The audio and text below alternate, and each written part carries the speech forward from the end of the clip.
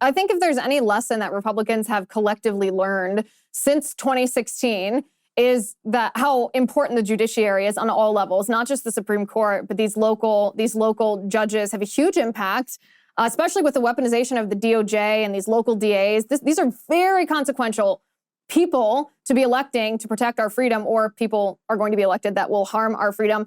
Tell me the name of your organization one more time, because I know people are going to want to look this up while we're talking, and I'm going to read a couple of your. While you tell people, I'm gonna pull up a couple of your tweets because I want, or posts on X, I suppose we call them now. I want to read what your message to Romney McDaniel was. I think this was actually, you sent it a couple months ago, but you retweeted it yesterday. So first, tell what the name of your organization is, because I know people are going to be asking to look this up while we're talking. Yes, thank you. My organization is Early Vote Action. That's earlyvoteaction.com. And we'd love your help. Even if you're in California, Hawaii, whatever, we will find something to activate you in your state, no matter where you are. So earlyvoteaction.com. You're going to get absolutely blown up with people wanting to help, because this is so inspiring. So on April 15th of 2023, this is what you wrote. You said, "Dear GOP chairwoman, I know that President Biden has a, quote, army of influencers who are dedicated to reaching the youth. Is there any plan to have an alternative team for the GOP? I'd also like to make a humble suggestion that you do a Twitter space. Thanks for listening." I want to hear about what you think would be an effective method for Republicans to recruit young people, because it's not happening. Young people are getting more and more radical. Maybe it's TikTok, maybe it's school indoctrination, maybe it's the fact that the GOP just doesn't offer much to young people. But what is your idea for how to start capturing some of this youth vote? Because they're not going to be young forever. I mean, Gen Z and millennials are like the biggest voting demographic that we have right now. They just don't all turn out to vote. But once they start voting, what they think is going to govern our country. Well, part of it is being able to talk to these people. And I mean, the Twitter spaces, X spaces, whatever, they are the coolest invention. That the other night, I'm having a conversation with Congressman Santos, Congressman Gates, Congresswoman Bobart, all of Corey Mills. Oh my gosh. The fact that I have the opportunity to talk to government officials, even at 11 o'clock at night on a Twitter space, I think is the coolest thing, because that is power, that they are taking the time to listen to us, and we can inject our ideas straight into the ears and heads of our government officials. And I've offered this as an opportunity. I've spoken to state GOP chairs, and I've offered this suggestion to Chairwoman McDaniel. Why not have a Twitter space where we talk about what the values are of the Republican Party? Because let me tell you, people are going to join in. Young listeners are going to come in, and then talk about how we're going to work together to have success this November, and furthermore, how we're going to elect a Republican president next year in 2024. But furthermore, I will tell you, because I would never ask somebody to do something that I wouldn't do myself. This past week, I visited 2 Pennsylvania colleges. I went to Slippery Rock University, which is just north of Pittsburgh, and I went to Penn State University in the belly of the beast in Center College at State College. And let me tell you, the majority of voters that we registered were all Republican or independent voices. They don't want the censorship. They're tired of the unaffordable gas prices and food prices. They want to be able to buy a car and a home one day. They don't want the lockdowns. They don't want the mask mandates. All of those policies relate to Republicanism. And so, guys, we just got to show up. We have to present all our alternative message to students. And I'm telling you, there is opportunity for us to grow, especially with Gen Z, but we have to show up. Well, that's really interesting, I think, because a lot of people, especially older Republicans, have written off the younger generations. They either mistakenly say, oh, wait till they start paying taxes, they'll become Republicans, which, by the way, doesn't happen. Younger generations just export the wokeness from their colleges into the real world. It's not the other way around. But it seems to me that Republicans usually try to reach voters just based on television ads or hits on Fox News.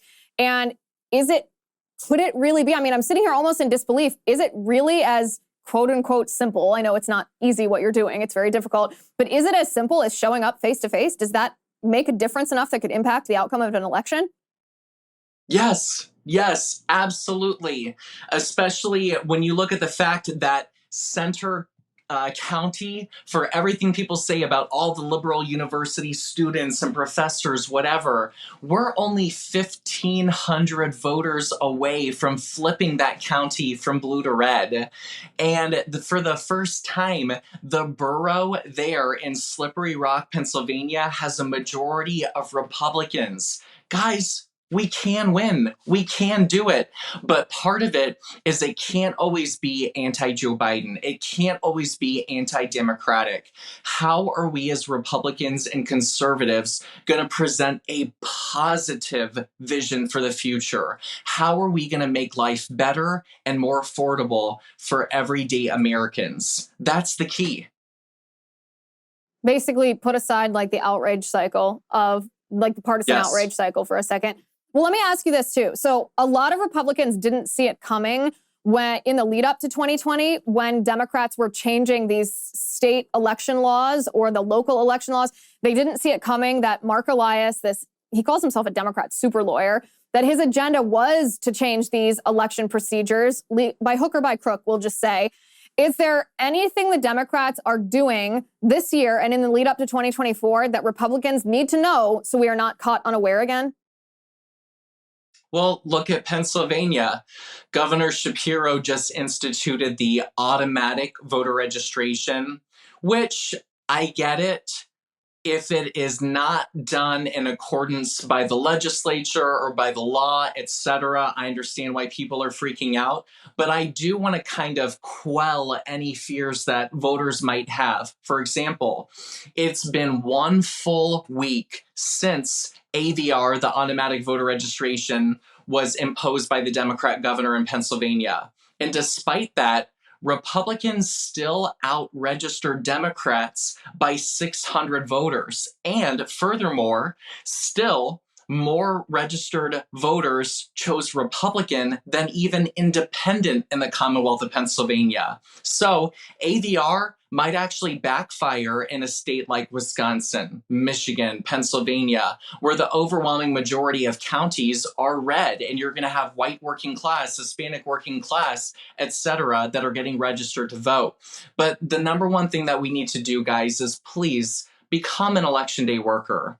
There's a difference between an election day worker and a poll watcher. A poll watcher is somebody that's partisan, either Republican or Democrat. They're wearing a robe, a red or blue robe, and basically they're there to make sure that if there are any shenanigans, they report it partisanly. An election day worker is the person that's paid by the state, the Commonwealth of Pennsylvania, New York, whatever, and you are nonpartisan. You are there to make sure that all of the laws, all of the legalities are done by the book, and you're there from, sun up to sundown. But that's one of the most important things if you want to make sure that we have eyes and ears to provide for safe and secure, fair and free elections. Please become an election day worker, because otherwise the Democrats will say to us, but Liz, we didn't have enough election day workers to count the votes, so therefore we must provide for universal mail-in voting because we don't have enough people to staff the polls. How do people do that? How do you become one? It's very easy.